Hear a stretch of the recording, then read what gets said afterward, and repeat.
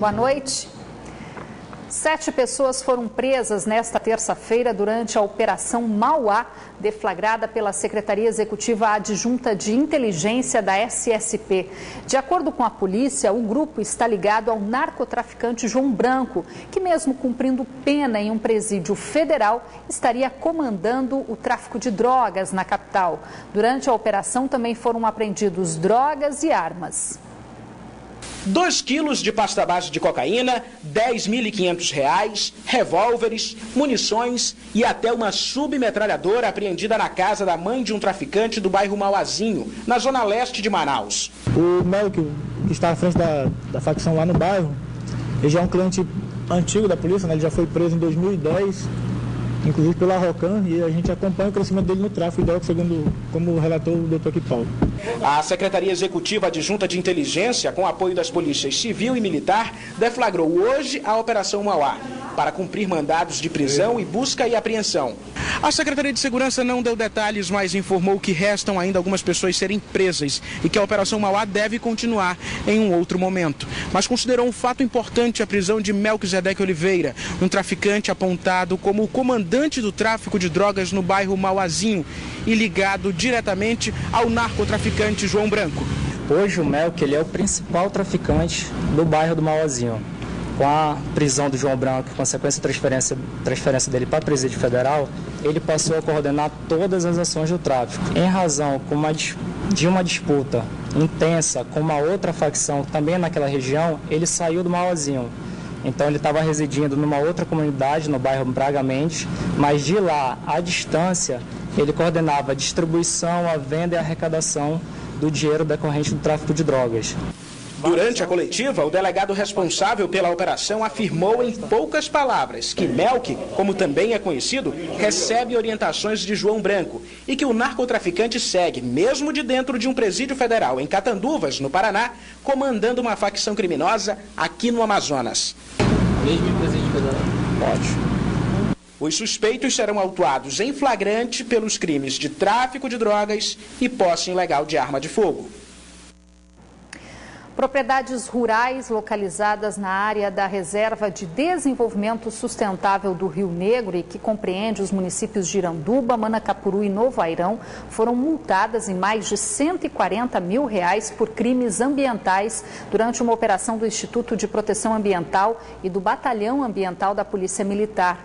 Na fiscalização realizada a pedido da Procuradoria-Geral do Estado, foram flagradas situações de transporte ilegal de madeira e lenha, fabricação ilegal de carvão vegetal, instalação de piscicultura sem licença e ampliação de atividade agropecuária sem licença do IPAAM. Caminhões, tratores, uma retroescavadeira e motosserras também foram apreendidos durante a operação. A Polícia Civil prendeu o suspeito que confessou ter sido o autor dos disparos que matou no início do mês o assessor parlamentar Rildo Agres. A vítima foi atingida por 2 tiros ao tentar apartar uma briga em um campo de futebol em Iranduba. O assessor parlamentar Rildo Agres Soares tinha 41 anos e costumava participar de campeonatos de futebol.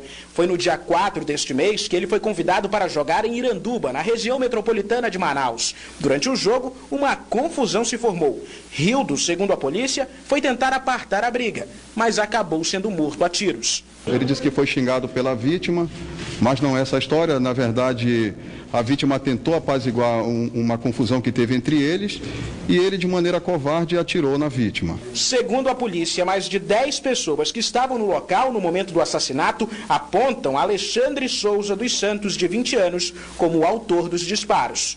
Ele atirou com a intenção mesmo de atingir a vítima. Tanto que ele declara que deu um disparo para o alto e 2 tiros em direção à vítima.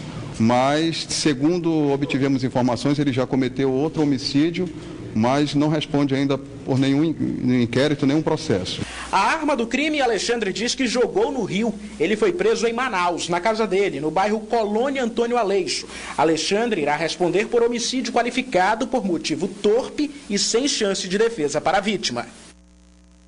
E a Delegacia Especializada em Roubos, Furtos e Defraudações apresentou esta manhã o suspeito que usou uma farda da PM para assaltar um cartório no centro da capital em maio. Ele foi preso no momento em que tentava praticar mais um roubo em uma loja na zona sul de Manaus. Igor Fernando da Silva Ribeiro tem 24 anos. Segundo investigadores da Delegacia de Roubos, Furtos e Defraudações, é ele quem aparece neste vídeo vestido com a farda da Polícia Militar, assaltando um cartório no Centro Histórico de Manaus. Ele confessou o crime e ainda disse que tudo foi planejado por Herbert Parente Celani, um detento do CDP masculino. Ele que seria um dos mentores desse roubo, informando que teria uma quantia de R$100 mil no cartório, e pediu para o Igor para entrar em contato com o Peu, que ele saberia de todas as informações. Existe a possibilidade de alguém do cartório estar envolvido? Olha, nós não descartamos, mas creio que foram apenas os 3 realmente. O falso PM foi preso na última sexta-feira, quando pela 7ª vez tentava roubar uma loja de móveis e eletroeletrônicos no bairro Educandos. Durante o interrogatório, Igor ainda revelou que a farda da PM usada durante o assalto ao cartório, ele ganhou de um comparsa, Francisco Aldenir Filho, que também participou do assalto e segue foragido. O Francisco já responde a outros crimes, inclusive na DRF, ele realizou um crime em 2015, de um empresário onde levaram a quantia de R$200 mil. Mesmo está procurado, tem mandado de prisão preventiva em aberto, mas logo a gente está dando a resposta. Igor Ribeiro, no dia do crime, ainda roubou a arma do vigilante do cartório. Ele foi indiciado por roubo majorado.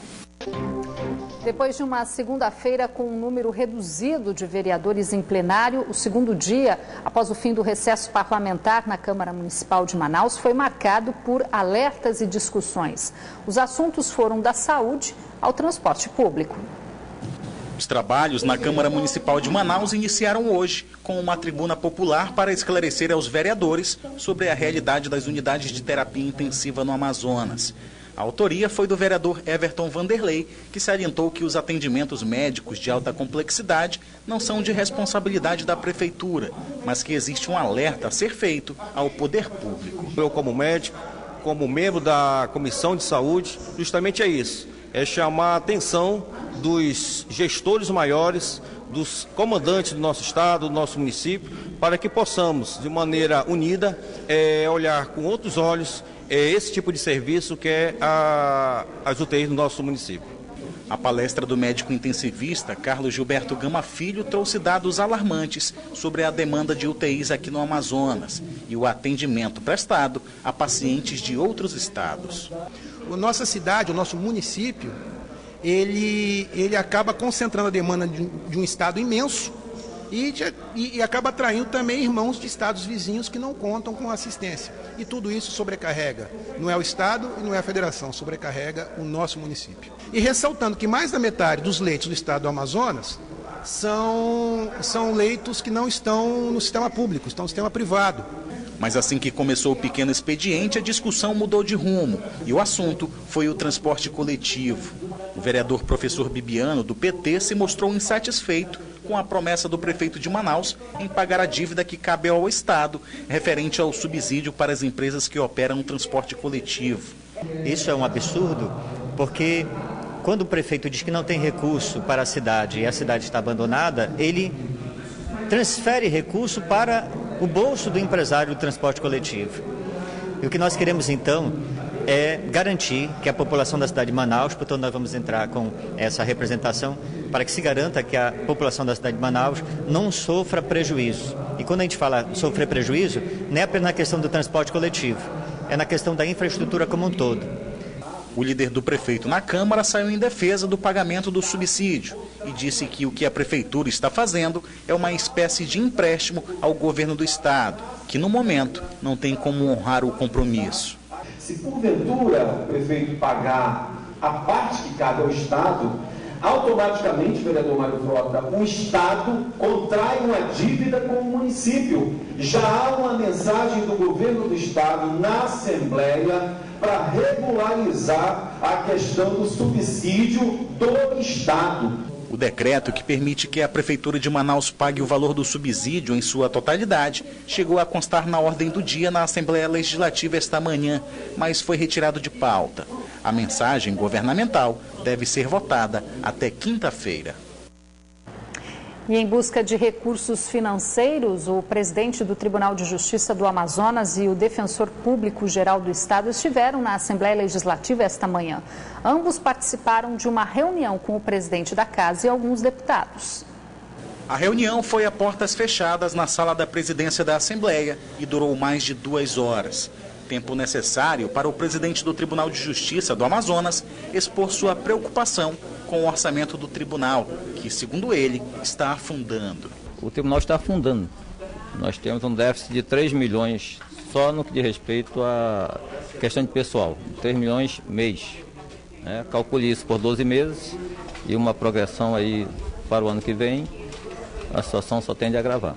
Flávio Pascarelli assumiu o Tribunal de Justiça do Amazonas há pouco mais de uma semana e já vê um grande desafio pela frente, já que o déficit na sede do Judiciário amazonense é de 7 milhões de reais. E depois de muita discussão, eu coloquei todos os problemas do tribunal, o defensor público também colocou os problemas da Defensoria Pública e eu saio daqui com muita esperança de que temos um resultado positivo.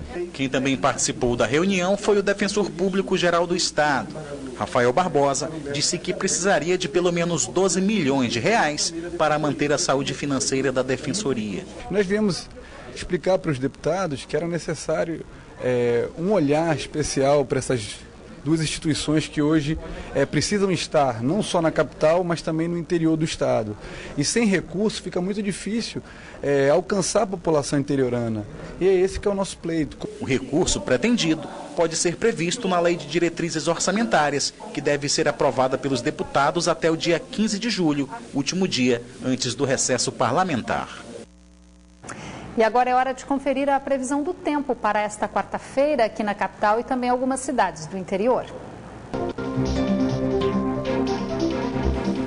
Em Manaus, a previsão é de tempo nublado com possibilidade de chuva em áreas isoladas. As temperaturas variam entre 24 e 34 graus. Em Tefé, o tempo fica encoberto e as temperaturas variam entre 26 e 28 graus. Em Eirunepé, o sol aparece entre nuvens e a possibilidade de chuva fraca. As temperaturas variam entre 24 e 32 graus. Mesma variação para o município de Urucará, onde a previsão é de muitas nuvens. A Assembleia Legislativa do Amazonas realizou hoje uma sessão especial para homenagear e mostrar a importância da figura do prático de navio para o transporte fluvial de cargas no Amazonas. A proposta foi do deputado Sabá Reis. Eles são os responsáveis por manobrar navios imensos em ambientes restritos. A função do prático em um navio é garantir que toda a carga e a tripulação dessas grandes embarcações cheguem ao destino com eficiência e segurança. Nós temos aqui, antes de chegar em Manaus, um trecho chamado Ponta do Tabocal, que é cerca de 2 horas antes daqui de Manaus, que durante a seca ele chega a diminuir de 10 a 12 metros, né, no seu nível e faz com que a dificuldade de navegação seja realmente muito forte e que a gente, através desse nosso trabalho de sondagem, de busca de um novo canal, a gente consegue fazer com que a carga não seja interrompida, o transporte, né? Na Amazônia, a figura do prático em navios com mais de 3 mil toneladas é obrigatório entre os trechos como o que vai de Tabatinga até Macapá, no encontro do rio com o Oceano Atlântico. Para o presidente do Conselho Nacional de Praticagem, as atividades desempenhadas pelos práticos contribuem para a movimentação do comércio exterior, importação e exportações de todo o país. Nós consideramos que a profissão de prático, o serviço de praticagem ainda é um grande desconhecido da sociedade brasileira. O Brasil não conhece efetivamente a profissão e acaba sendo apenas julgado por um ou outro aspecto da sua profissão.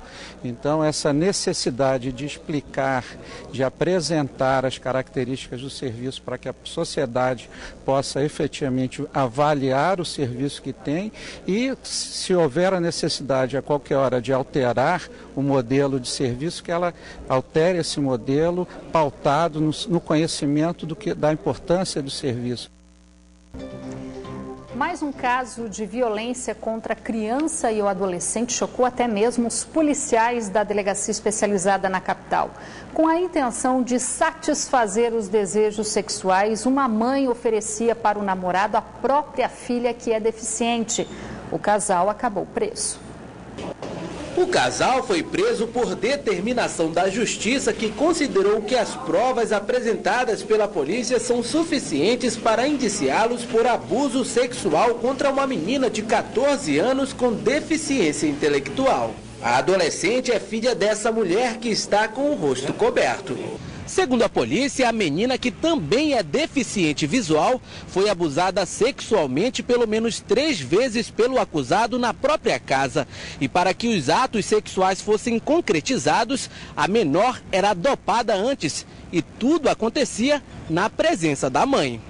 O crime só foi descoberto porque na escola os professores notaram a mudança de comportamento da menina. O abuso sexual também foi revelado nessas conversas entre o casal em uma rede social. Conteúdo que surpreende. A mãe oferece a própria filha ao namorado. Nessas conversas nós já identificamos de plano que essa mãe oferecia a virgindade da filha para esse autor, e os laudos acostados aos autos do procedimento policial, nós identificamos que houve realmente um estupro de vulnerável, que essa menina foi vítima. Na delegacia, a mãe confessou que entregou a filha para satisfazer os desejos sexuais do namorado. Foi porque, né, ele prometeu assim, né, que a gente ia ficar junto e tal. Aí foi isso. Você teve coragem de dopar tua filha para entregar para ele? Porque ele me pediu para me dopar ela. Os dois foram indiciados por estupro de vulnerável e foram encaminhados à cadeia pública do Amazonas. Impressionante. Dia 8 de agosto termina o prazo para os professores enviarem os textos produzidos pelos alunos da rede pública de ensino para a Olimpíada da Língua Portuguesa. Aqui no Amazonas, cerca de 1.000 alunos estão inscritos. Minha terra amada, ó minha Amazônia, ó minha riqueza, mostra-se a sua beleza. A poesia está no caderno, nas paredes da escola, na identidade de cada aluno. Eu pensei, quando eu aprendi a fazer poesia, interpretar, recitar, eu disse, mãe, eu quero ser poeta. E o que ela achou disso? Ela disse, isso mesmo, Felipe, continue assim. Produzir textos tem sido nos últimos tempos a melhor atividade para alunos da Escola Estadual Aristóteles Alencar, no bairro Coroado. As turmas aqui são do ensino fundamental e vão participar da 5ª edição da Olimpíada de Língua Portuguesa, que é organizada por seletivas. Essa é a primeira etapa, que é a etapa escolar, depois vem a etapa municipal, a estadual, a regional e a nacional. Então é todo um processo de seleção. No Amazonas, aproximadamente 5.000 estudantes vão produzir textos e concorrer na Olimpíada. Só na escola Aristóteles Alencar vão ser 140 alunos. O gênero textual escolhido por eles é o poema. E aí, essa expectativa para essa Olimpíada da Língua Portuguesa? Se eu, pelo menos, com os meus poemas chegasse à final, já seria grande coisa para mim. Quem chegar em dezembro, na final, pode ganhar medalhas, tablets e até uma quantia em dinheiro para comprar livros. O que você está esperando dessa Olimpíada? Ser uma boa poeta e fazer muitos poemas para ir para o livro. É uma oportunidade que a Olimpíada dá a esses alunos em melhorar a leitura e a escrita. A Olimpíada é uma bela oportunidade e uma justa homenagem à nossa língua, a última flor do lácio, inculta e bela, como diria Olavo Bilac. Boa sorte para todos eles. Agora o Band Cidade traz mais um exemplo de como a arte também pode ajudar o meio ambiente. Você vai conhecer o trabalho de um americano que vive em Manaus e faz das sobras dos pneus a principal matéria-prima do seu trabalho. E o resultado é surpreendente. Depois que ficam inservíveis para rodar nos automóveis, aí começa um problema. A geração e o acúmulo de pneus ainda representam um grave dano ambiental no país e também preocupa a saúde pública. E causa um problema ainda maior, porque é um grande volume, e isso, se for descartado num local inadequado, aí tem a questão do acúmulo de água. Essa água causa aqueles problemas de acúmulo de vetores de dengue, e além de você ficar assim vulnerável a incêndio, porque o pneu pega fogo com facilidade. Mas esse americano radicado no Brasil encontrou nos pneus uma forma de ajudar a poupar o meio ambiente e contribuir no controle do mosquito Aedes aegypti, que além da dengue também transmite a febre chikungunya e o zika vírus. Há mais de 20 anos, ele se dedica, entre outras atividades, à confecção de móveis com os pneus. São selecionados, mas é uma grande quantidade usada nas suas produções. O artista conta como surgiu a ideia. Eu tinha trocado os pneus do meu carro, né? E para não descartar em qualquer lugar, queimar, né? Porque ele é altamente tóxico também, né? E demora muito para se deteriorar na natureza, eu simplesmente empilhei 3 pneus, fiz um puff e parafusei em cima, né? E diante disso, os amigos viram, né? E um encomendou, outro encomendou, né? E aí fui evoluindo no caso, né? Ele ressalta que as peças funcionais podem durar para sempre no ambiente doméstico. César explica ainda que já expôs o trabalho em vários locais e as encomendas só aumentaram. A nossa indústria é eu e a minha esposa, né? Nós somos 2 pessoas, né? Hoje a gente praticamente vive do trabalho de arte, né? Mas tem essa grande importância, que é retirar da natureza e trazer, né? Dando mais uma longa vida para ele pela frente como um objeto de arte praticamente, né? Boa parte do material ele consegue em borracharias, mas também já chegou a aproveitar pneus que foram descartados no lixo e igarapés. Toda a produção dos móveis sustentáveis é feita na casa dele e é uma fonte de renda da família. Belo exemplo. O Band Cidade fica por aqui, mas continua na internet, onde você pode acompanhar outras notícias nas redes sociais, Facebook e Twitter da Band Amazonas. E para rever as nossas reportagens, acesse youtube.com/BandAmazonas no link vídeos. Vem aí o Jornal da Band. Boa noite para você. Até amanhã.